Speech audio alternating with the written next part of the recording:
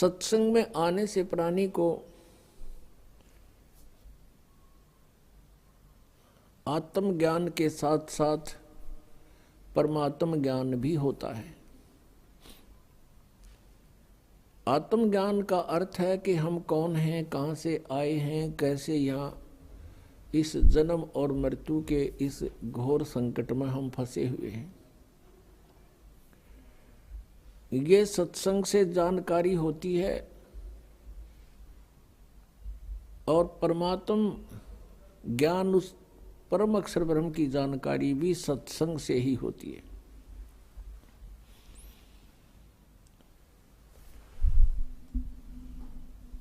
सत्संग का मिलना बहुत ही दुर्लभ है,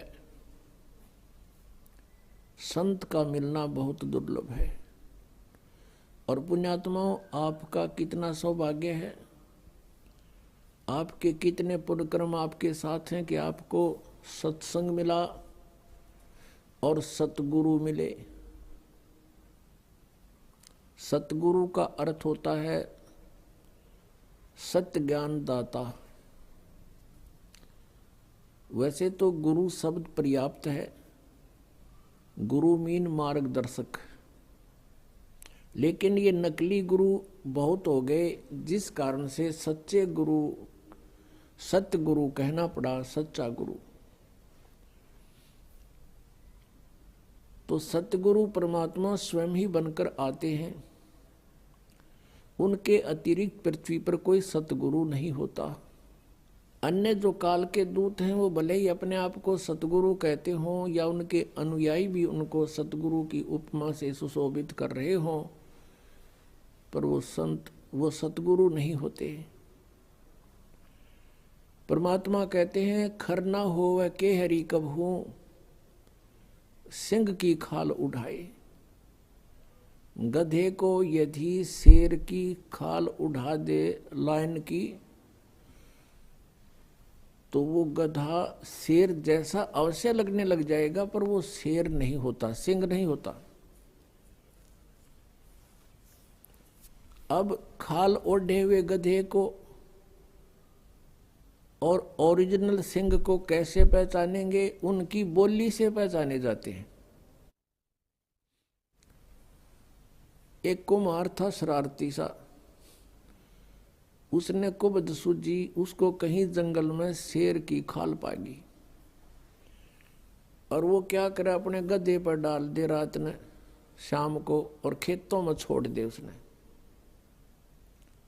खेतों में रखवाले होते थे फसल के, वो देखे चांद की रोशनी में कि शेर खड़ा है, सिंह आ गया, सिंह, वो भाग गए गांव में, और वो गधा खूब घास को फसल खावे और अच्छा तगड़ा हो गया।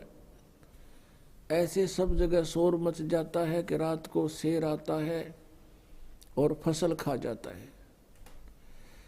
एक अन्य कुम्हार को पता चला कि भाई शेर घास तो ना खाया करे। उसने पता लग गया कि ऐसे ऐसे कोई जरूर शरारत कर रहा होगा, कोई कुम्हार ने गड़बड़ कर रखी है, अपना गधा पाले है वो। उसने आकर के गांव में कहा भी शेर को मैं पकड़ लूंगा। गांव वाले कहने लगे भाई नहीं नहीं, खा जाएगा तुझे भी। उसने बहुत कुछ समझा बुझा के कहा कि मेरे साथ चलो। वो 5-4 गधे ले आया अपने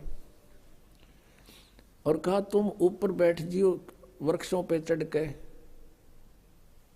और देख लेंगे भाई सिंह होगा, शेर होगा तो गधों को खाने के लिए आएगा।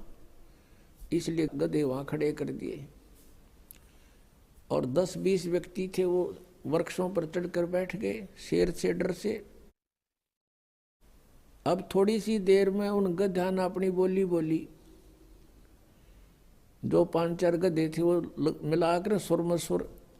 उधर से उस गधा जो शेर छोड़ रखा था, खाल उड़ा रखी थी, उस गधे ने भी सुर में सुर मिलाया। वो लग गया हुआ बोली बोलन करता, ढूंचू ढूंचू, वो वहीं आ खड़ा हुआ।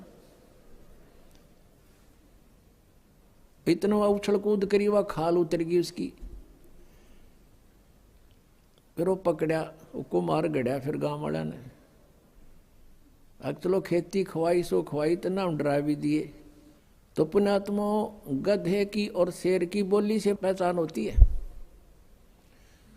सतगुरु और असतगुरु की उनके ज्ञान से पहचान होगी।